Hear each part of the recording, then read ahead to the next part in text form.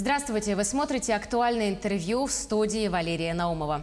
В вузах региона продолжается набор абитуриентов. Сколько абитуриентов попали на геолого-разведочный факультет СВФУ, поговорим с исполняющим обязанности декана факультета Николаем Тимофеевым. Расскажите, пожалуйста, как идет прием? Да, добрый день. Отборочная комиссия нашего факультета на сегодня уже продолжила свою работу. И от абитуриентов, желающих поступить на наш факультет, поступают заявления. После обработки всех документов, заявлений с документами, мы вносим их в реестр, и они уже считаются как подавшие заявление на поступление. На все наши направления реализуемые образовательные программы на факультете — это нефтегазовое дело, нефтегазовая техника, технология, прикладная геология и технологии геологической разведки. Выделено 135 бюджетных мест. И все эти места мы закрываем. Поступают в основном на основании единого госэкзамена, на основании диплома о среднем профессиональном образовании. Есть категории граждан, которые мы называем особисты, которые просто без вступительных испытаний поступают. Это люди с ограниченными возможностями, люди инвалиды, люди-сироты, дети без попечения и так далее. То есть они уже поступают уже по особой квоте. Каждому подразделению выделяется некоторая квота, и на эти квоты мы их набираем. Собственно говоря, по абитуриентам, которые подали на основании диплома СПО, после проверки тоже самых документов назначается время и дата для вступительных испытаний. Это предметы как математика, русский язык и собеседование по профилю факультета. И только после этого если они проходят испытания, они уже будут зачислены на наш факультет. А что можете сказать о приеме абитуриентов из дальних районов республики? По дальнему региону, у нас в целом прием документов у нас осуществляется через онлайн.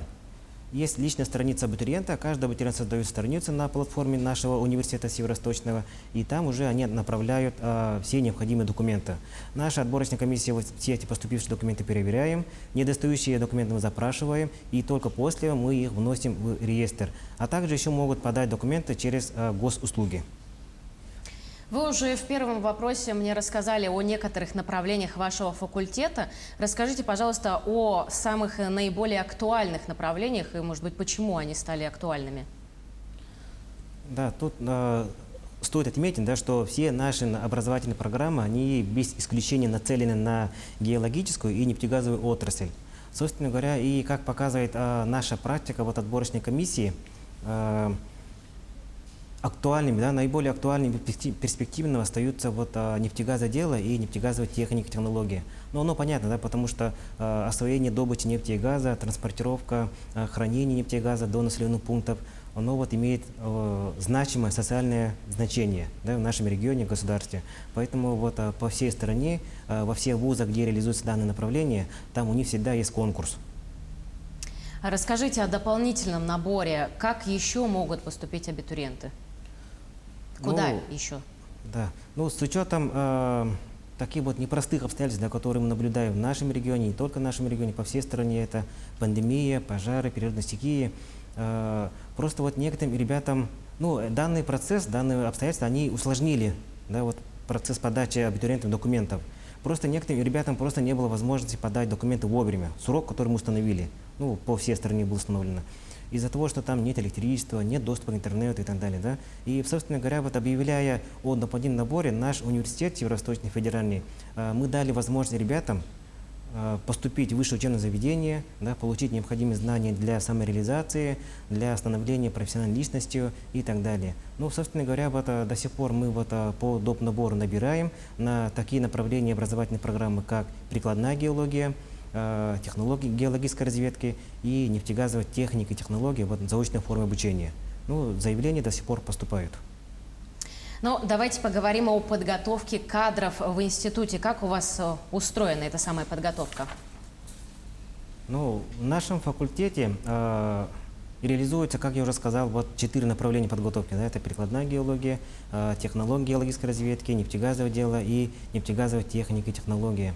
В целом, Наш факультет на сегодня обладает такими современными материальными базами, как это мультимедийное оборудование, да, аудитории, современные оснащенные лаборатории, полигоны для практической подготовки, а также это комплекс современных программ. Ну вот все мы прекрасно знаем, что отрасль, она развивается, да, и, собственно говоря, мы, преподаватели, когда вот обучаем наших студентов, тоже стараемся дать эту возможность, дать вот приближенные к производственным моментам ну, функции, да, задачи, которые они должны будут решать уже по мере поступления уже на работу после окончания вуза.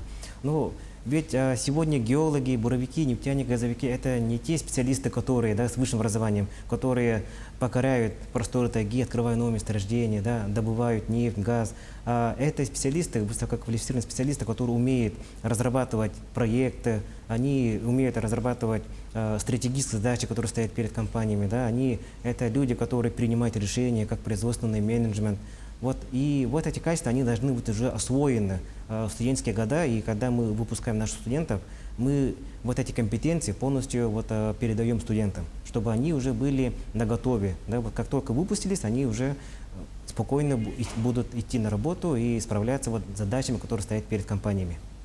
Но давайте подробнее поговорим о том, какие качества должны быть у молодых специалистов. Ну вот вопрос по поводу качества, да, какие. Это вот разносторонние. Я подхожу к этому моменту очень разносторонне. Ну, скажу так, что современная молодежь обладает, да, сейчас такими технологиями, как цифровые технологии. Вот компьютеры, да, вот ноутбуки, телефоны, вот у всех у них на руках. Полностью все приложения, все программы, они могут сами разрабатывать. И вот это все называется цифровизация. Собственно говоря, наша отрасль, вот геологическая, нефтегазовая отрасль, как раз таки приветствует таких талантливых молодежь. И, собственно говоря, вот студентам, которые обучаются у нас на кафедрах, на факультете, мы с ними работаем по этому порядку. То есть, если мы наблюдаем, что вот ребята, да, обладают какими-то талантами, какими-то способностями, да, они там могут разрабатывать какие-то программные приложения и так далее, мы им даем возможность реализовать себя. То есть в качестве проекта, качестве вот научно-исследовательских работ и так далее. Да? И, собственно говоря, вот, хотел бы сказать, что да, они должны обладать такими талантами, творческим подходом к реализации вот стоящих перед ним задач. А с какими компаниями сотрудничает ваш университет? Мы сотрудничаем практически со всеми компаниями, которые ведут деятельность, геологическими и нефтегазовыми компаниями, которые ведут деятельность на нашей территории Республики Саха-Якутия. Это региональные компании, как Туймада-нефть, Саха-Транснефтегаз, Якутская топливно-энергетическая компания, Саха-нефтегазбыт, и также вот мировые, да, компании «Газпром», «Роснефть», «Сургутнефтегаз и вот BP, да, BP в России. Ну, собственно, с этими компаниями, со всеми заключены соглашения о сотрудничестве, и главным предметом соглашения является это подготовка кадров, развитие и повышение качества образования, обновление материальной части вот факультета, университета. И, собственно, по этой программе мы работаем. А также стоит отметить, что с компаниями Роснефть и BP, да, мы еще вот реализуем такую программу, как стипендиальная программа для наших студентов, магистрантов и аспирантов. Ну, то есть за хорошие показатели в учебе, в первую очередь, да, за прорывные идеи, науки, проекты по развитию вот, отрасли и так далее, да, присуждаются такие вот именные стипендии в Роснефти и вот компании BP. А где студенты и выпускники проходят практику? В каких компаниях? Может быть, уже есть какая-то устоявшаяся практика, связи? Да, но определенные связи уже есть, да, и наработанная вот практика уже есть. Собственно говоря, вот со всеми компаниями, которые я вот только что озвучил, у нас есть заключены соглашения, и в рамках этого соглашения у нас там есть пункт, это обеспечение организации практик производственной. Собственно говоря, если говорить о направлениях, да, вот бакалавриат у нас нефтегазовое дело, после второго курса они идут на производственную практику, после второго, третьего курса специалитет, это оставшиеся направления, после третьего, четвертого курса они тоже направляются на производственную практику. Ну, по-разному бывает. Я не могу сказать, что конкретно мы куда-то направляем на определенную компанию. По-разному бывает, зависит от запроса и производственного графика от компании, с которой мы сотрудничаем. Ну, в основном мы нефтяников направляем на «Газпром», «Газпром-Трансгаз Томск». Они берут «Роснефть» в лице вот «Тасюратнефтегаз-Добыча». Да, вот эти компании мы направляем наших ребят. Ну и вот геологов, буровиков, да, геофизиков мы направляем компании «Алроса» и дочерние предприятия «Алмаза Набара», «Якутсгеофизика». Ну вот эти компании, они постоянно берут у нас вот, ну, на производственную практику ребят. А возможно, вот эти вот компании, которые вы перечислили, вносят ли какие-то свои предложения или изменения в учебный процесс? Так, ну, абсолютно, да, вот это, такая работа у нас в практике ведется, да, и представители данной компании, которые я уже обозначил, они участвуют в наших заседаниях госэкзамена, да, вот, то есть они принимают экзамен у выпускников, а также они принимают активное участие в защите выпускных квалификационных работ.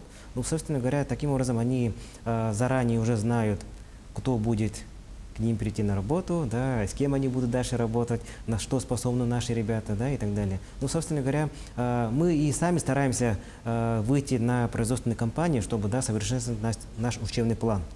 Потому что все равно мы ориентируемся на производственные компании, которыми, да, мы сейчас сотрудничаем. И, собственно говоря, они потом являются нашими работодателями, ну, наших выпускников.